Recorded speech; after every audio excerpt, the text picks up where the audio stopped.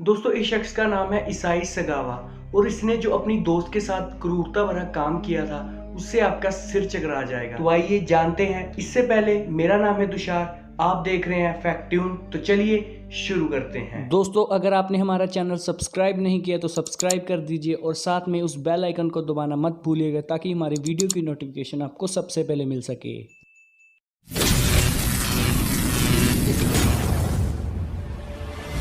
दोस्तों ईसाई सगावा ने जो बेरहमी वाला काम किया था उससे पहले आइए इसकी थोड़ी पास्ट लाइफ के बारे में जान लेते हैं, जिससे आपको ये केस अच्छे से समझ आ जाएगा। गाइस ईसाई का जन्म 26 अप्रैल 1949 को कोबे जापान में हुआ था। बचपन में ये काफी ब्राइट स्टूडेंट था और नेचर भी इसकी अच्छी थी, पर इसके मन में शुरू से ही एक अजीब सी ख्वाहिश थी और वो थी इंसानी मांस।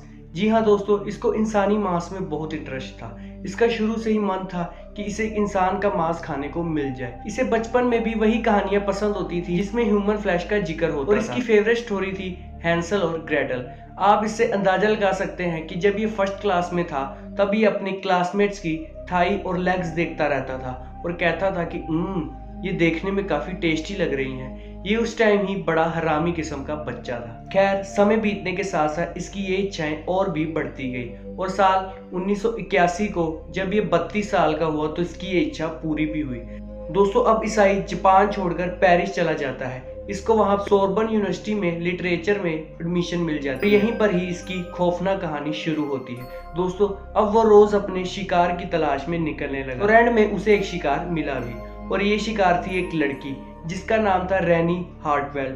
ये एक डच स्टूडेंट थी जो यहाँ सोरबन यूनिवर्सिटी में पढ़ने आई थी, पर उसे क्या पता था कि उसके साथ क्या होने वाला था। उसकी मुलाकात वहाँ ईसाई से होती है। धीरे धीरे दोनों अच्छे दोस्त बन जाते हैं। ईसाई अब उसका इंटरेस्ट जीत लेता है और उससे एक दिन अपने घर डिनर पर इनवाइट करता है। वो दोनों बैठे होते हैं तो तभी ईसाई बहाना बनाकर रूम में जाता है और अपनी दराज से पिस्टल निकाल लेता है और वो पीछे से जाता है और अपनी दोस्त पर गोली चलाने लगता है, पर बंदूक में तो गोली ही नहीं होती। उसकी दोस्त पीछे मुड़ती है तो वह जल्दी से गन पीछे छुपा लेता है, पर उसने सोच लिया था कि वो उसको मार कर ही रहेगा। वो उसे फिर से अगले दिन डिनर पर बुलाता है और अब की बार सीधा गोली उसके सर पर मार देता है, जिससे उस लड़की की वहीं पर ही मौत हो जाती है। अब वो थोड़ा सा घबराता है और सोचने लगता है। वो मन में सोचता है कि उसे एम्बुलेंस को बुला लेना चाहिए, और फिर वो सोचता है कि मैं कितना मूर्ख हूँ। उसने इस घड़ी का पिछले 32 सालों से इंतजार किया है। उसकी बचपन की ख्वाहिश अब पूरी हो जाएगी। मरने के बाद तुरंत वो उसको काटना शुरू कर देता है। दोस्तों वो सबसे पहले चाकू से उसकी थाइस के अंदर कट लगाता है। दोस्तों आप लोग सोच रहे होंगे कि मुझे इतनी छोटी छोटी बातों का कैसे पता चला, तो बता दूं कि जब पुलिस ने ईसाई को पकड़ लिया था तब उसने ये सब बातें उनको बताई थी। खैर कहानी में आगे चलते हैं। अब ईसाई चाकू से उसकी थाई को काटने लगता है। वो बताता है कि जब उसने चाकू से कट लगाया था तो पहले तो ऊपर अकेले फैट की लेयर ही दिखाई दे रही थी, फिर उसने धीरे धीरे और कट लगाया और जब उसको लाल मांस दिखा तो उसने जल्दी से उंगलियों से उसका वो मांस बाहर निकाला और कच्चा ही मुंह में डालकर चबाने लगा। इससे हमें इस दरिंदे की हैवानियत का पता चलता है। वो बताता है कि ये चीज मेरे लिए जिंदगी की सबसे यादगार पल थी। फिर वो बताता है कि वो एक चीज से नाखुश था और सारी जिंदगी उसे इस बात का पछतावा रहेगा कि वह उस लड़की को जिंदा होते हुए नहीं खा पाया। अगर वो जिंदा होती तब उसके सामने उसका मांस खाने का मजा ही कुछ और होता था। पुलिस जब उसकी ये बातें सुनती है तो उनके तो मानो होश ही उड़ गए। वो सोच भी नहीं सकते थे कि एक इंसान ऐसी चीजें भी सोच सकता है। दोस्तों मैंने भी जब ये चीज पहली बार सुनी थी तो बिलीव नहीं हुआ था मुझे। अब स्टोरी में आगे चलते हैं। वो पुलिस को ये भी बताता है कि कोई मुझ पर विश्वास नहीं करेगा, पर मेरी मानसा उस लड़की को मारने की नहीं थी, बस उसे खाने की थी।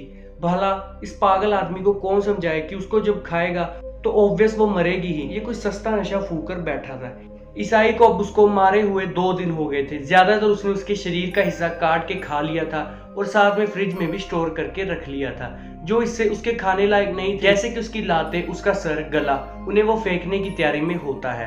अब वो इन बाकी बचे हुए सामान को 2 सूटकेस में डालता है और बाहर फेंकने चला जाता है। अब वो एक टैक्सी लेता है और वहां बेओस बिलोंजे पार्क के पास जाकर रुक जाता है। उसका प्लान होता है वो इन दोनों सूटकेस को धीरे से लेक में गिरा देगा और किसी को भी पता नहीं चला। पर कई लोगों ने उसे नोटिस कर लिया था क्योंकि उसके बैग से खून टिपक टिपक कर नीचे गिर रहा था, जिससे लोगों को उस पर शक हुआ और उन्होंने इमीडिएटली फ्रेंच पुलिस को कॉल कर दिया। अब पुलिस वहां पे पहुंची और उसे पकड़ लिया गया। जब पुलिस ने उससे सवाल पूछने शुरू कर दिए तो उसने बड़े आराम से जवाब दिया, जनाब मैंने बस इस लड़की को मारा है और मैं इसे खाना चाहता था, बस इतनी सी बात है। अब उसका ट्रायल चलता है और उसे 2 साल के लिए जेल में रखा जाता है और जब फाइनली उसको सजा मिलने वाली थी तो जज जियान लॉस बेरोंजे और डिक्लेयर कर देता है कि इसका मानसिक संतुलन ठीक नहीं है और ये कोर्ट में ट्रायल के लिए अनफिट है। जज ईसाई को मेंटल हॉस्पिटल में भेजने की अर्जी पास कर देता है और अब उसे जापान में वापस डिपोर्ट कर देते हैं और उसे जापान के ही मेंटल हॉस्पिटल में भेजा जाता है। बट वो वहां पर नहीं जाता क्योंकि जो फ्रांस में उस पर चार्ज लगाए हुए थे वो सभी ड्रॉप हो जाते हैं और उसके खिलाफ जापान पुलिस को कोई रिपोर्ट मिलती ही नहीं, जिस कारण ईसाई को जापान में गिरफ्तार ही नहीं किया गया। और साल 12 अगस्त 1986 को ईसाई मित्सुजावा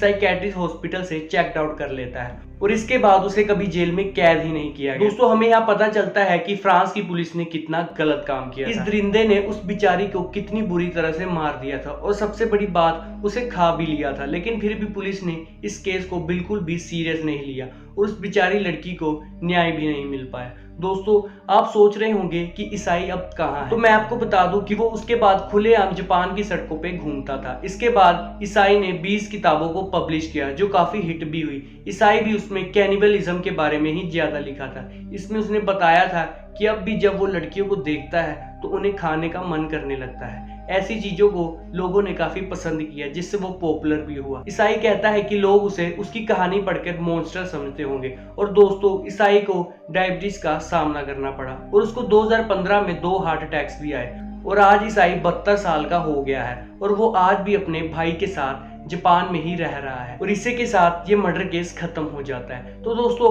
होप करता हूँ आपको ये वीडियो अच्छी लगी होगी और वीडियो अच्छी लगी है तो वीडियो को लाइक करना, चैनल को सब्सक्राइब करना मत भूलना। मिलता हूँ आपको नेक्स्ट वीडियो में, तब तक के लिए जय हिंद जय भारत।